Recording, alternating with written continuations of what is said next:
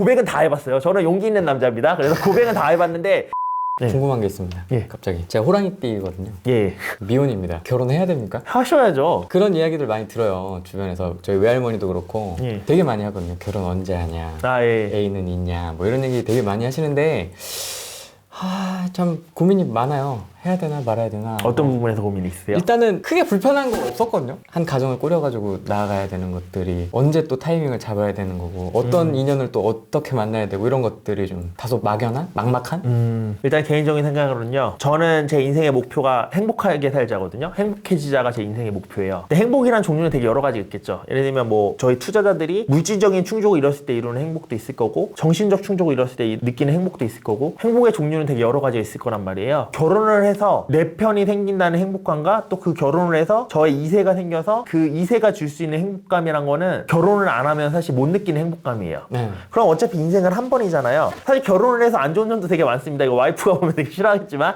결혼을 해서 안 좋은 점도 되게 많아요. 사실 프레이님이 지금까지 사는데 불편함 없었거든요 라고 얘기하셨잖아요. 근데 저는 결혼하고 나니까 사는데 불편함이 너무 많아.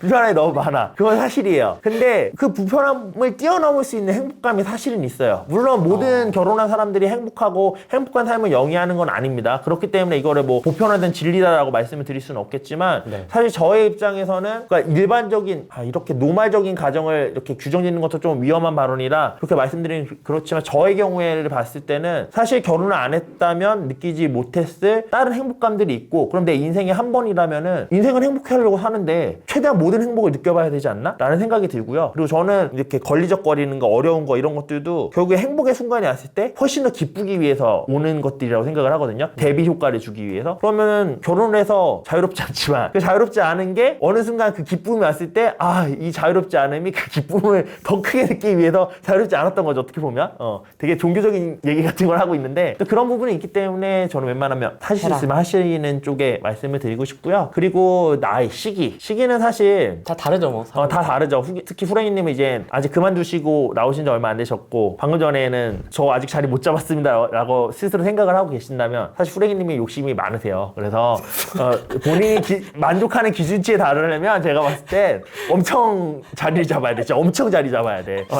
그런데 그런 기준치에 어느 정도, 그러니까 제가 봤을 때 100% 후랭이님을 기준으로 봤을 때는 100%를 채우면 너무 시간이 오래 걸릴 것 같아. 한 쉰 뭐 이렇게 돼. 그러니까 제가 봤을 때 이건 너무 늦어. 그거는 그때 100%를 채우고 나서 제대로 채워봤으면 와, 내가 왜 이 100%를 채우는 데만 시간을 다 썼지라고 후회하실 수도 있을 것 같아요. 후랭이님은. 그래서 제가 봤을 때 한 본인이 생각하는 거에 한 60, 70 정도를 성취를 했다면 그때쯤이면 슬슬 배우자를 생각해 보셔도 되시지 않을까라고 생각을 하고, 사실 생각하고 나면은 그 시기에 맞는 연이 온다고 생각을 합니다.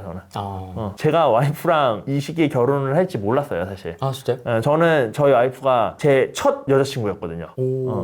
저는 항상 연애에 실패하는 루저였습니다. 진짜 고백은 다 해봤어요. 저는 용기 있는 남자입니다. 그래서 고백은 다 해봤는데 다 차였어요. 다 차여서 나 이래가지고 결혼을 하겠나. 연애도 못 해봤는데 결혼은 무슨 결혼이야 했는데 첫 연애에 결혼까지 꼬리를 했죠. 저는 그래서 와이프는 진짜 이런 사람이랑 제가 결혼할 수 있을 생각을 못했어요. 근데 와이프도 마찬가지로 똑같이 얘기해요. 와이프도 자기가 그렇게 아이 어릴 때, 저랑 동갑입니다. 그렇게 어린 나이에 사실 결혼하진 않았는데 자기가 생각했던 것보다 그렇게 일찍 결혼할 줄 몰랐대요. 이거는 구하려고 이렇게 마음을 먹으시면 그때 맞는 연이 나타나는 것 같아요, 사실. 어떤 여자를 만나야 됩니까? 결혼할 때. 다른 유튜버분 얘기 드려도 되나요? 네. 칸대원님이 똑같은 얘기를 물어보셨어요. 혹시 칸TV라고 아시나요? 칸TV에 나오는 칸대원님이 아실 겁니다 아마. 칸TV에 나오는 칸대원님이 후레기님이랑 똑같은 질문을 했어요. 바생님 어떤 여자를 만나야 되나요? 라고 똑같이 물어보셨는데 제가 얼굴 보지 말고 나한테 맞는 사람을 찾아달라고 얘기를 했거든요. 그랬더니 칸대원님이 아니 지는 이쁜 여자랑 결혼하고 자기한테는 얼굴 보지 말라고 그런다고 엄청 싫어하셨는데, 근데 사실 저는 그래요. 결혼하고 나니까 물론 이쁘면 좋게 하겠죠. 이쁘면 좋기는 한데 얼굴보다 더 중요한 건요, 나랑 얼마나 잘 맞냐가 훨씬 더 중요한 것 같아요. 뭐 취미생활이 맞으면 더 좋을 거고, 사실 와이프는 저랑 성격을 맞는데 취미생활 같은 거는 좀 많이 다르거든요. 그러니까 심심해. 궁금해. 이 사람은 나랑 평생을 같이 갈 나의 동반자인데 같이 즐기는 게 없으니까 너무 심심한 거예요. 같이 뭔가 재밌을 때 같이 놀고 싶은데. 그래서 그런 것들이라도 사실 그런 거에 맞으면 사실 더 좋았겠죠. 그리고 최근에 이제는 봤던, 저는 웹툰을 되게 좋아합니다. 웹툰에서 이렇게 웹툰도 철학적인 웹툰들이 많아서 거기서 얻는 것들이 많은데, 거기서 봤던 거에서는 내가 사랑할 수 있는 사람을 찾아라라고 얘기를 하더라고요. 이게 내가 사랑할 수 있는 사람. 왜냐하면 내가 사랑받고 싶으면 이 사람한테 계속 사랑을 확인한다는 거예요. 사랑을 확인하려면 결국 그 사람한테 사랑에 대한 시련을 내가 주는 거죠. 시련을 주면 그 사람을 결국 극복하고 난 이래도 널 사랑해 라고 얘기를 할 거란 말이에요. 근데 그게 계속해서 사랑을 받으려고 확인을 하다 보면 언제가 상대방을 지칩니다. 계속된 시련을 이겨낼 수 있는 사람은 사실 세상에 몇 없거든요. 그럼 그렇게 되면 그거는 둘 중에 하나가 어그러져서 이상한 사랑이 돼버리는 거죠. 그렇기 때문에 내가 사랑할 수 있는 사람을 찾으라는 말이 거기서 봤었는데 저는 되게 공감할 수 있었던 얘기였던 것 같아요. 내가 사랑할 수 있는 사람. 그럼 형수님하고는 잘 맞았던 걸 확신이 있었던 거예요? 예, 그때는 확실히 있었죠. 네. 그때는?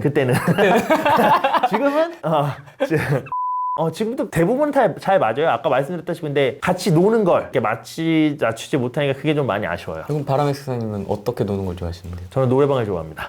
노래방을 좋아합니다. 근데 와이프는 노래방을 안 좋아해요. 저도 노래방은 안 좋아하거든요. 저는 약간 부르는 거 좋아하시는군요. 내뱉으면서 스트레스를 푸는 스타일이거든요.